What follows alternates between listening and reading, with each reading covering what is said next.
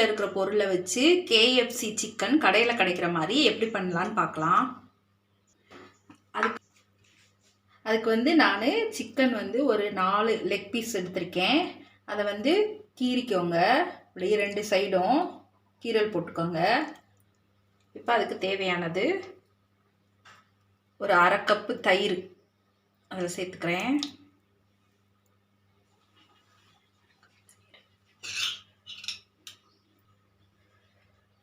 ஒரு ஸ்பூன் கரம் மசாலா, ஒரு 2 ஸ்பூன் இஞ்சி பூண்டு விழுது சேர்த்துக்கிறேன். ஒரு 1/4 ஸ்பூன் சோயா சாஸ் சேர்த்துக்கிறேன்.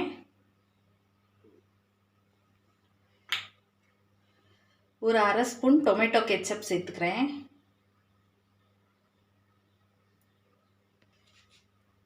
இதுக்கு இந்த ஒரு பெரிய ஸ்பூனில் 1/2 ஸ்பூன் நான் இன்னைக்கு குழம்பு மிளகாத்தூள் தான் போடுறேன். வீட்டில் இருக்கிற குழம்பு மிளகாத்தூள். நீங்கள் தனி மிளகாத்தூள் கூட போட்டுக்கோங்க. ஒரு 1/2 ஸ்பூன் போட்டிருக்கேன். இப்போ தேவையான அளவு உப்பு சேர்த்துக்கலாம். இப்போ இது நல்லா மசாலாவை எல்லா சிக்கன்லையும் படுற மாதிரி நல்லா பிரட்டி விட்டுக்கலாம்.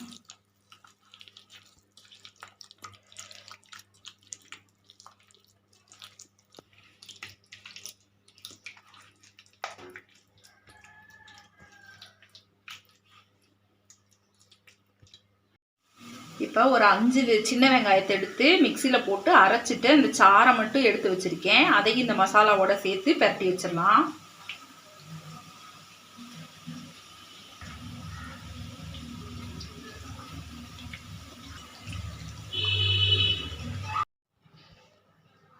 நம்ம சிக்கன் பொரிக்கிறதுக்கு தேவையானது மைதா மாவு எடுத்திருக்கேன். ஒரு 3/4 கப் எடுத்திருக்கேன். உங்கள்கிட்ட எவ்வளோ சிக்கன் நீங்கள் பொரிக்க போகிறீங்களோ அதுக்கேற்ற மாதிரி மைதா மாவு எடுத்துக்கோங்க. சளிச்சிட்டு சேர்த்துக்கோங்க.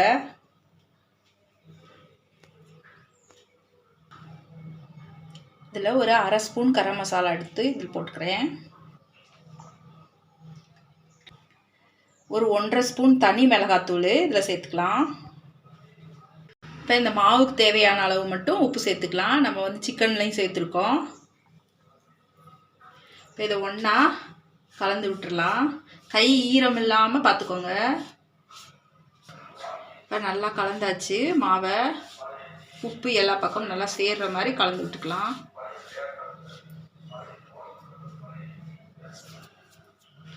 இப்போ நம்ம சிக்கன் நல்லா 1 மணி நேரம் ஊறிடுச்சு. இப்போ மறுபடியும் நல்லா சிக்கனை ஒரு பிரட்டி விட்டுறலாம்.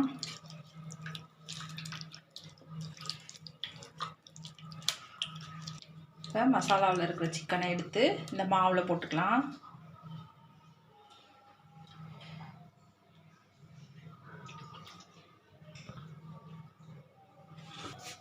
இப்போ இந்த மாவை இதில் சேர்த்துக்கலாம். நம்ம மாவில் பிரட்டும் போது நம்ம கை ஈரமாக இருக்கக்கூடாது. நல்லா கழுவிட்டு நல்லா தொடச்சிடணும் கையை ஈரம் இல்லாமல். இல்லாட்டினா மாவெல்லாம் அப்படியே ஈரமாயிரும். இப்போ இந்த மாவை இது மேலே நல்லா போட்டு விட்டுக்கலாம்.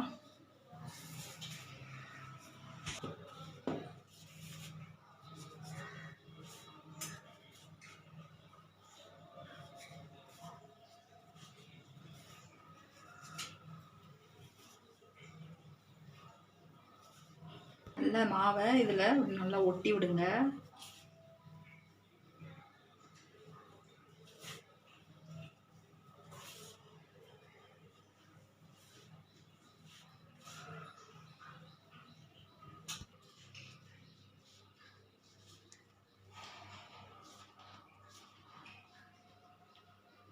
இப்போ மாவை உதறிடலாம்.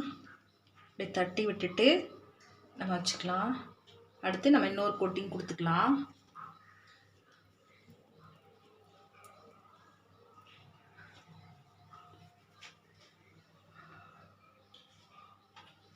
கோட்டிங் எடுத்து வச்சுட்டோம். நம்ம அந்த மசாலா கலந்ததுலேயேவும் அது முங்குற அளவுக்கு தண்ணி ஊற்றிக்கலாம். அந்த மசாலாவும் சேர்ந்தே இருக்கட்டும், அப்போ தான் நல்லாயிருக்கும். தண்ணி ஊற்றி வச்சுருக்கேன்.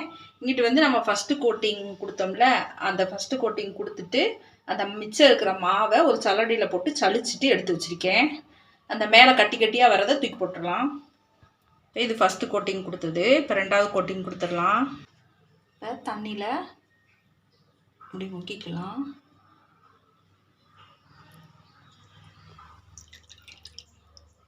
தண்ணியை நல்லா வடிச்சிடலாம்.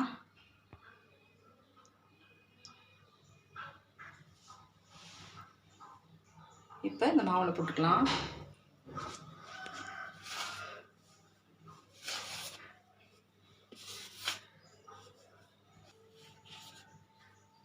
பார்த்துக்கலாம்.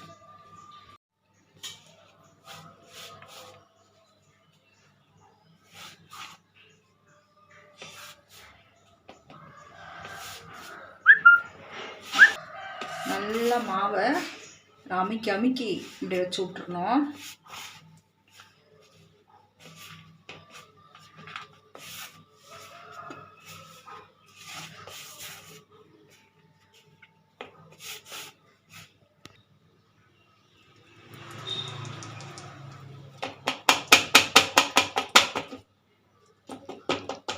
நல்லா தட்டி விட்டுருங்க.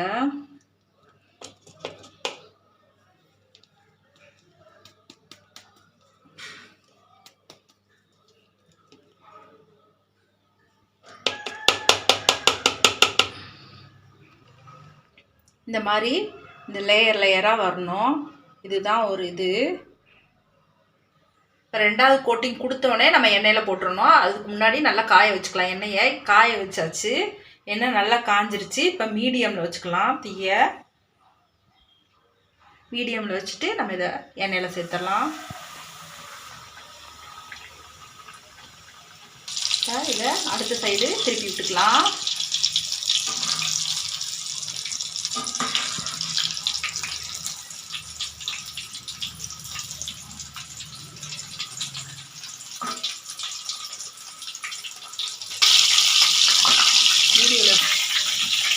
நல்லா எல்லா சைடும் செவக்கவும் எடுத்துடலாம். வெளியில் எல்லா சிக்கனையும் நம்ம போட்டு எடுத்துக்கலாம்.